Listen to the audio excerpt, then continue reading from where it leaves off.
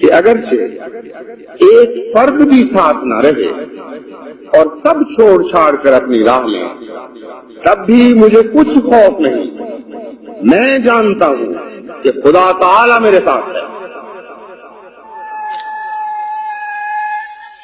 میں جانتا ہوں کہ خدا تعالی میرے ساتھ ہے، میں جانتا ہوں کہ خدا تعالی میرے ساتھ ہے۔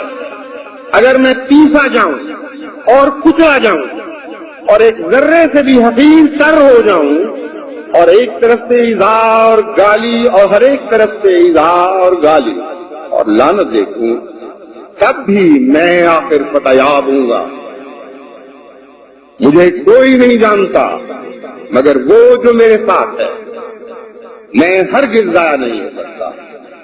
دشمن کی کوششیں عبث ہیں اور حاسدوں کے منصوبے لا حاصل ہیں۔